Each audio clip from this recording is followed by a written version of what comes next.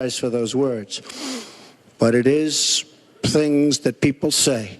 But what President Clinton did, he was impeached, he lost his license to practice law, he had to pay an $850,000 fine to one of the women, Paula Jones, who's also here tonight.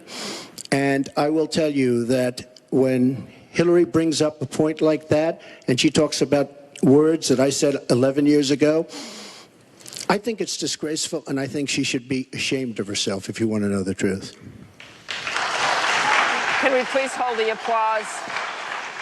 Secretary Clinton, you have 2 minutes. Well, first, let me start by saying that so much of what he's just said is not right, but he gets to run his campaign any way he chooses. He gets to decide what he wants to talk about. Instead of answering people's questions, talking about our agenda, laying out the plans that we have that we think can make a better life and a better country, that's his choice. When I hear something like that, I am reminded of what my friend Michelle Obama advised us all. When they go low, you go high. And look, if this were just about one video, maybe what he's saying tonight would be understandable. But everyone can draw their own conclusions at this point about whether or not the man in the video or the man on the stage respects women. But he never apologizes for anything to anyone. He never apologized to Mr. and Mrs. Khan, the Gold Star family, whose son, Captain Khan, died in the line of duty in Iraq, and Donald insulted and attacked them for weeks over their religion. He never apologized to the distinguished federal judge who was born in Indiana, but Donald said he couldn't be trusted to be a judge because his parents were, quote, Mexican. He never apologized to the reporter that he mimicked and mocked on national television, and our children were watching. And he never apologized for the racist lie that President Obama was not born in the United States of America. He owes the president an apology, he owes our country an apology, and he needs to take responsibility for his actions and his words. Well, you owe the president an apology because, as you know very well, your campaign, Sidney Blumenthal, he's another real winner that you have, and he's the one that got this started along with your campaign manager, and they were on television just 2 weeks ago. She was saying exactly that, so you really owe him an apology. You're the one that sent the pictures around your campaign, sent the pictures around with President Obama in a certain garb. That was long before I was ever involved, so you actually owe an apology. And number two, Michelle Obama, I've gotten to see the commercials that they did on you. And I've gotten to see some of the most vicious commercials I've ever seen of Michelle Obama talking about you, Hillary. So you talk about friend, go back and take a look at those commercials. A race where you lost, fair and square, unlike the Bernie Sanders race where you won, but not fair and square, in my opinion.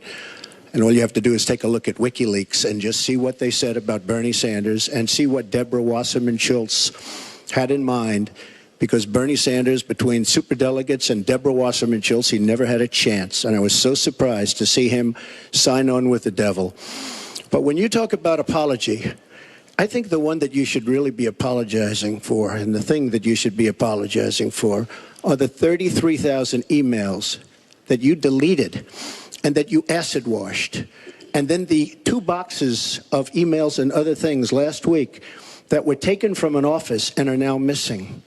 And I'll tell you what, I didn't think I'd say this, but I'm going to say it. And I hate to say it.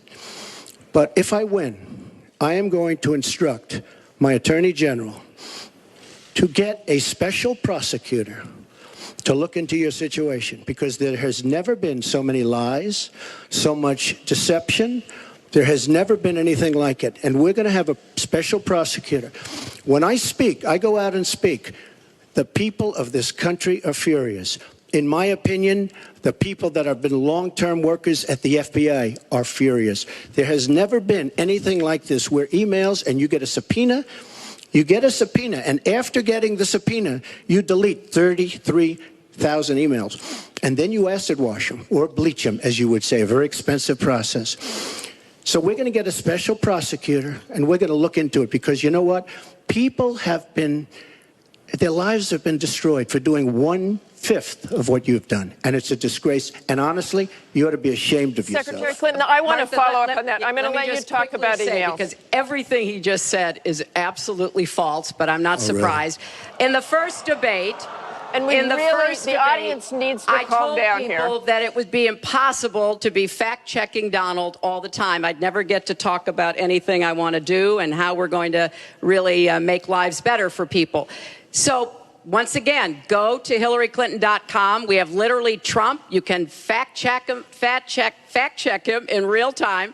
Last time at the first debate, we had millions of people fact-checking, so I expect we'll have millions more fact-checking because, you know, it's just awfully good that someone with the temperament of Donald Trump is not in charge of the law in our country. Yeah, because you'd be in jail. Secretary Clinton. If I were to do it over again, I would not. I'm not making any excuses.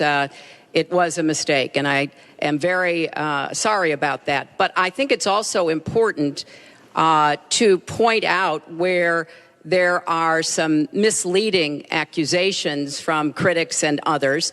After a year-long investigation, there is no evidence that anyone hacked the server I was using, and there is no evidence that anyone can point to at all.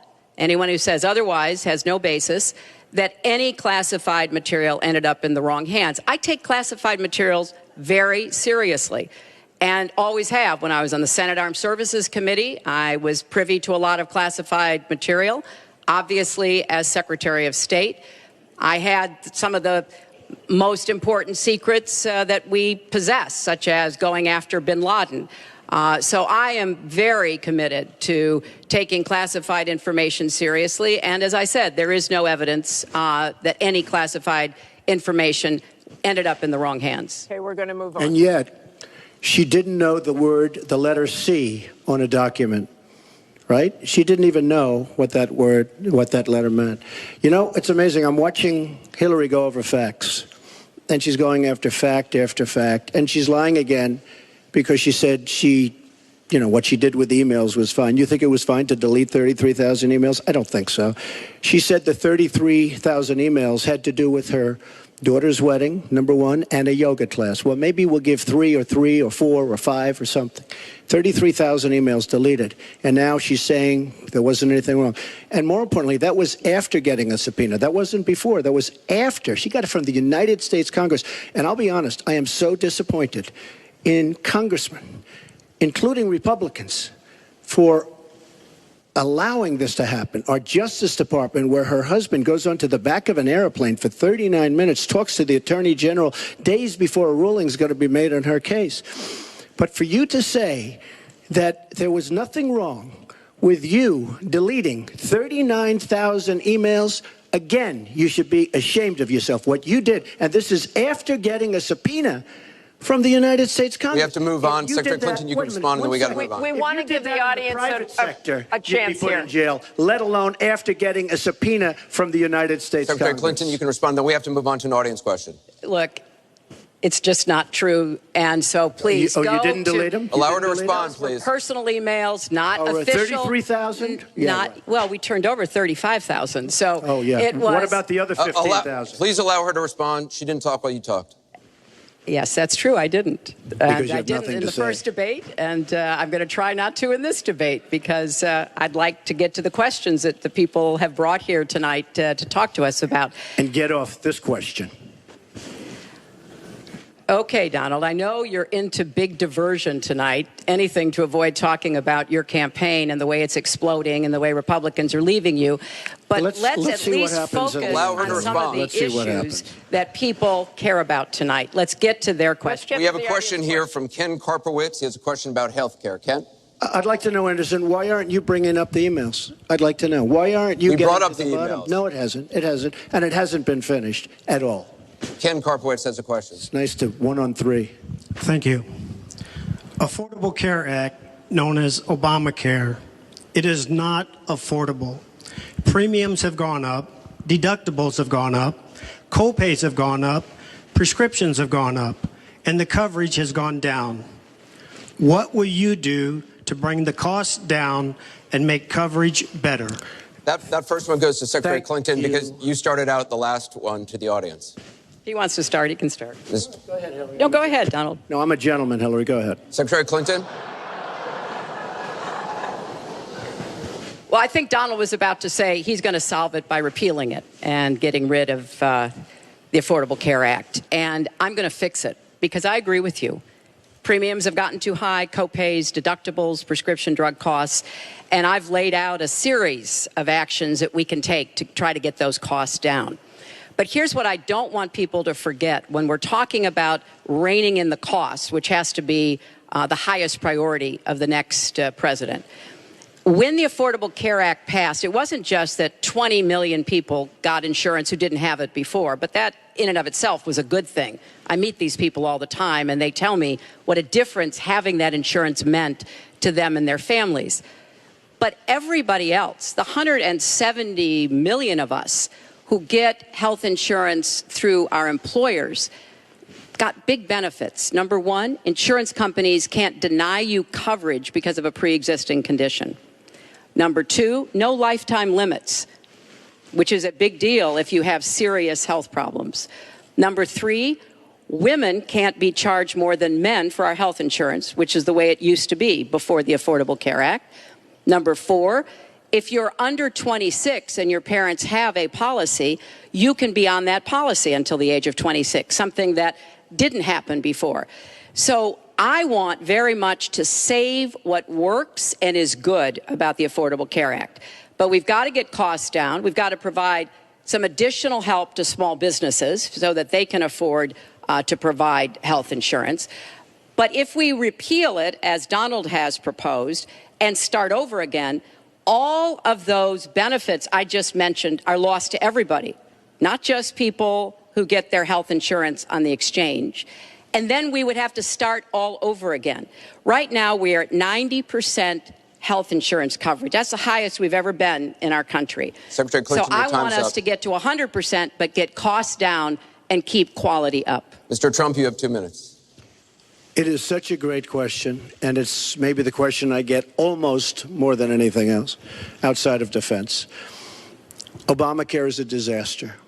You know it. We all know it. It's going up at numbers that nobody's ever seen worldwide. Nobody's ever seen numbers like this for health care. It's only getting worse. In 17, it implodes by itself. Their method of fixing it is to go back and ask Congress for more money, more and more money. And we have right now almost $20 trillion in debt. Obamacare will never work.